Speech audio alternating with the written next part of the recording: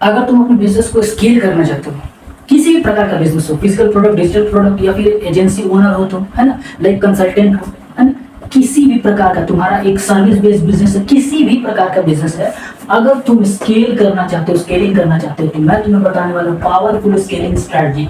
ये 4 प्रकार की स्केलिंग स्ट्रेटजी है जिनकी मदद से तुम अपने बिजनेस को जीरो से हीरो लेवल तक लेके जा सकते हो, और जिसमें से दूसरे नंबर का और चौथे नंबर का जो स्केलिंग स्ट्रेटजी है, ये one of the most important strategies है।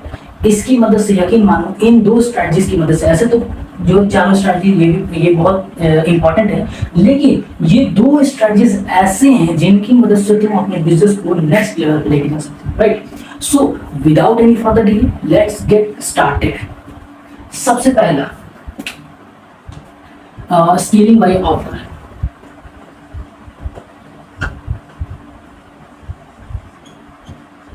सबसे पहला क्या है? स्केलिंग वाला ऑफर, ठीक है। यानी कि अपने बिजनेस को स्केल करने के लिए, अपने बिजनेस को जीरो से हीरो लेवल तक ले जाने के लिए, नेक्स्ट लेवल तक ले जाने के लिए तुमको ऑफर्स निकालने होंगे भाई। इस चीज को समझ, जैसे कि फॉर एग्जांपल मैं कहता हूँ कि मेरा फेसबुक एड्स का कोर्स है, फेसबुक एड्स का, और मैं उसके लिए लीड जनरेट कर रहा हूँ, ठीक है। या किसी बंदे का कोई एक टूल है, सॉफ्टवेयर है, जिस बंदे ने अभी उस सॉफ्टवेयर को नया बनाया है और उसको सेल करना है, ठीक है। ये 2 चीजों को तुम लेकर के चल सकते हो, दोनों एक ही चीज हो सकती है, ठीक है। मैं बात करूंगा किसी के ऊपर भी, तुम समझ जाना, मैं इसी के ऊपर बात करता हूँ, ठीक है। एक व्यक्ति ने, तुमने क्या किया, एक गेम बना दिया, एक सॉफ्टवेयर बना दिया, ठीक है, और उसकी तुम एक कंपनी बना दी, उसके बाद तुमको उसको सेल करना है। जब उसको तुम सेल कर रहे हो, किसी एक प्रोडक्ट को, किसी सॉफ्टवेयर को सेल कर रहे हो, तो तुमने एडवर्टीजमेंट के जरिए उसको सेल करना है। चूंकि स्टार्टिंग में अगर तुम ऑर्गेनिकली तुम उसको सेल करने जाओगे, अगर उस प्रोडक्ट के बारे में लोग जानते ही नहीं है, लोग उसको जानते ही नहीं, तो वो प्रोडक्ट कैसे लेंगे? तो तुम्हें सबसे पहले लोगों को बताना होगा कि इस प्रकार का प्रोडक्ट भी मार्केट में एग्जिस्ट करता है, इसके ओनर ये है, ये इतने प्राइस पे सेल हो रहा है, ऑफर्स इसको देने पड़ेंगे, ठीक है। देने के लिए उन लोगों को बताना पड़ेगा। तो जब तुम एडवर्टीजमेंट के थ्रू उनको बताओगे और उसमें अपना सेल करोगे सॉफ्टवेयर, तो उसमें क्या होगा, कुछ बजट लगेगा एडवर्टीजमेंट पे, और बजट लगा करके जब तुमने एडवर्टीजमेंट रन किया और उसके बाद कुछ लीड आए, ठीक है, मैं मान के चलता हूँ तुमने 1 हफ्ते का एडवर्टीजमेंट रन किया 20,000 50,000 के कॉस्ट और एक्विजिशन के बजट से, ठीक है, और तुम्हारे पास 1,000 लीड आ गए, ठीक है, 1 हफ्ते का। और इसमें से मान के चलते हैं कि हमने माना कि 4% का कन्वर्जन रेशियो होगा, यानी कि 40 व्यक्तियों ने तुम्हारे उस सॉफ्टवेयर को परचेस किया। फिर अगले हफ्ते तुमने फिर से एडवर्टीजमेंट रन किया, फिर से मान के चलते हैं इतना ही व्यक्ति ने आए, और इस बार तुम्हारा कन्वर्जन रेशियो 2% रहा, यानी कि 20 व्यक्ति ने खरीदा। मतलब ऐसे ही तुमने 2-3 बार, यानी कि ये तुम्हारा 2 हफ्ता हो गया, तीसरा हफ्ता भी सेम, लेकिन कन्वर्जन रेशियो इस बार 30 रहा, यानी कि हम कह सकते हैं कि 30 व्यक्ति ने तुम्हारे प्रोडक्ट को परचेस किया। तो ऐसे ही अब क्या कर सकते हो तुम कि इसके बाद में कुछ ऑफर्स निकाल सकते हो। ऑफर्स किसके लिए?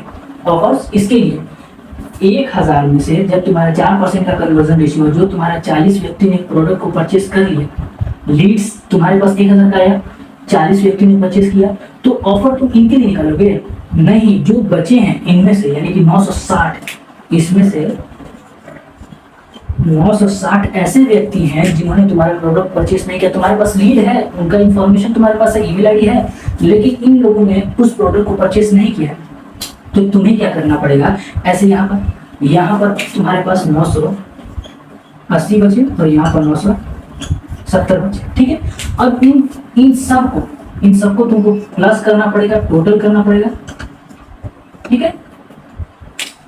जितने लोग आए हैं, अब क्या करोगे, मान के चलते हैं कि तुम 15 दिन बाद, 20 दिन बाद, या 1 महीना बाद, या 1.5 महीना बाद, जितने तुम्हारे लीड आए हैं जिन्होंने प्रोडक्ट को परचेस नहीं किया है, सिर्फ उनके लिए, क्योंकि इन लोगों ने पहले इस प्रोडक्ट का प्राइस दे रखा है, इन लोगों ने पहले ही इस प्रोडक्ट, मान के चलते हैं कि ये प्रोडक्ट तुम्हारा 5K में सेल हो रहा था, इन लोगों ने इस प्रोडक्ट को परचेस किया, इन लोगों ने देखा था, 3,000 लोगों ने देखा, इतने लोगों ने परचेस किया, इन लोगों ने परचेस नहीं किया, लेकिन इन लोगों ने इस प्राइस पॉइंट को देखा था, इन लोगों को याद है कि इस प्रोडक्ट का प्राइस कितना है।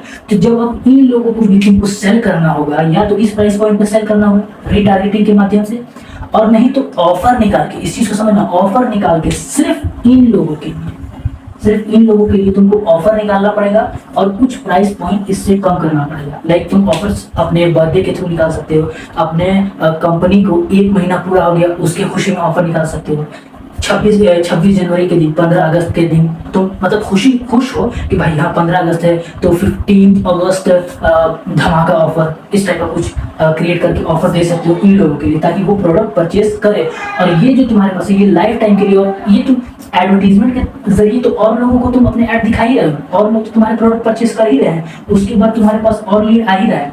और ये रेकरिंग मॉडल टाइप पे बन जाएगा। तुम हर महीने, हर 6 महीने, हर साल भर बाद ऐसे टाइप के लोगों को ऑफर्स के जरिए रीटारगेट कर सकते हो, राइट।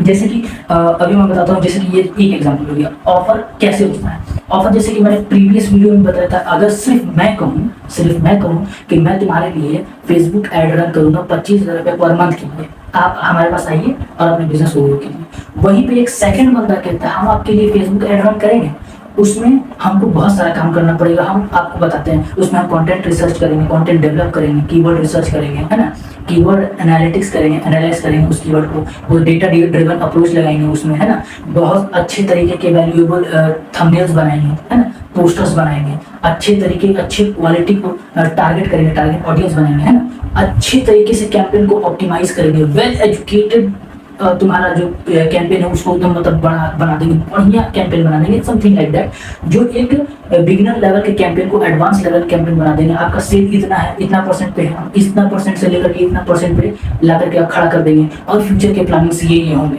ठीक है। तो एज अ बिजनेसमैन तुम क्या करोगे, तुम मुझसे उस सर्विस को लोगे। मैंने क्या किया, रूखा सूखा मैंने कहा कि तुम मेरे पास आओ, मैं तुमको 25,000 रुपये पर मंथ के हिसाब से तुम्हारा फेसबुक ऐड करूंगा बस। और इसने क्या किया, पूरा खोल करके बता दिया, सारे एक एक प्लान को तुमको नंबर्स में बता दिया कि इसका इतना वैल्यू है, और उसके बाद टोटल करके बताया कि हाँ भाई इसका तुम्हारा 50-60 हज़ार रुपये बनता है, लेकिन अगर अभी तुम मेरी सर्विस को लेते हो तो तुमको 25,000 रुपये पर मंथ के हिसाब से होगा, बाद में लोगे तो वो 50,000 रुपये। तो तुम एज अ बिजनेसमैन तुम उसके साथ जाना पसंद करोगे, मेरे साथ नहीं, ठीक है। ये एक ऑफर इसने क्रिएट किया, ये क्या किया, ऑफर क्रिएट किया इस बंदे ने, और मैंने कोई ऑफर क्रिएट किया, मैंने रूखा सूखा बोल दिया, इसलिए मेरा कन्वर्जन रेशियो हमेशा डाउन रहेगा। और इस व्यक्ति का जिसने एक ऑफर बना करके एक बिजनेसमैन को पिच किया, इसका कन्वर्जन रेशियो हमेशा अप रहेगा। तो इस प्रकार का तुम ऑफर क्रिएट कर करके अपने बिजनेस का जो स्केलिंग है उसको बना सकते हो।